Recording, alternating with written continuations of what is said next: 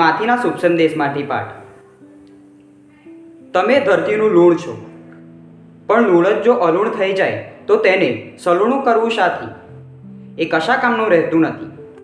એને ફગાવી દેવું જ રહ્યું અને લોકોના પગ તળે રોડી નાખવું જ રહ્યું. તમે દુનિયાના દીવા છો. ડુંગર ઉપર વસેલું શહેર ઢાંક્યું રહેતું નથી. લોકો દીવો સળગાવીને ટોપલા નીચે નથી મૂકતા, પણ દીવા ઉપર મૂકે છે. ત્યારે જ તે ઘરના બધાને અજવાળું આપે છે. એ જ રીતે તમારો પ્રકાશ લોકો આગળ પડવા દો, જેથી તેઓ તમારા સારા કૃત્યો જોઈને તમારા પરમપિતાના યશોગાન ગાય. આ પ્રભુની વાણી છે. જય ઈસુ. વાલા ધર્મજનો,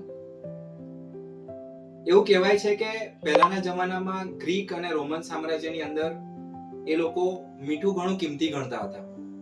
એટલું બધું કિંમતી કે પોતાના સૈનિકોને પણ પૈસાની જગ્યા પર ઘણી બધી વખત મીઠું આપતા હતા. અને જ્યારે એ સૈનિક કદાચ પોતાની વફાદારી ન બતાવતો કે પછી બરાબર ન રહેતો, તો એવું કહેવામાં આવતું કે એણે એની મીઠાની કિંમત ચૂકવી નથી. આજે આપણને પ્રભુ એવું કહે છે કે તમે તો ધરતીનું લૂણ છો, એટલે કે મીઠું છો.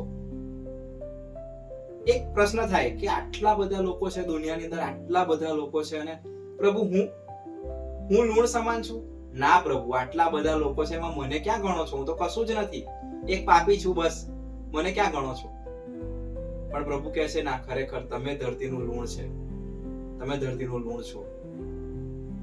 મારા વાલા ધર્મજનો, પહેલાનું મીઠું હતું એ જ્યારે ભેજના સંપર્કમાં આવતું ત્યારે ફટાક દઈને બેસ્વાદ બની જતું. પછી બસ એને ખાલી પગ નીચે રોડી નાખવું રહ્યું. એટલે આજે પ્રભુ ચોખ્ખું અને સ્પષ્ટ કહે છે કે જો એ લૂણ જ અલૂણું થઈ જાય તો.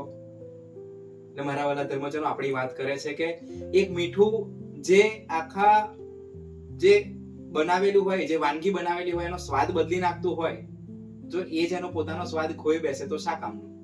અર્થાત આપણે ઈસુપંથીઓ છે, આપણે જે આપણી ગુણવત્તા છે એ ખોઈ બેસે તો શા કામનું?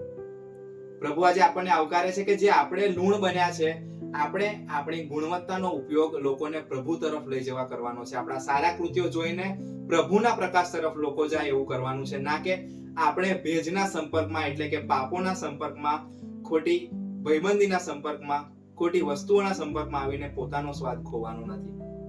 ચાલો પ્રભુને પ્રાર્થના કરીએ કે કસોટી સમય આવે ત્યારે આપણે આપણી ગુણવત્તા ખોઈ ના બેસીએ, પણ બીજાને અને પોતાની જાતને પ્રભુ તરફ લઈ જઈએ. જય ઈસુ.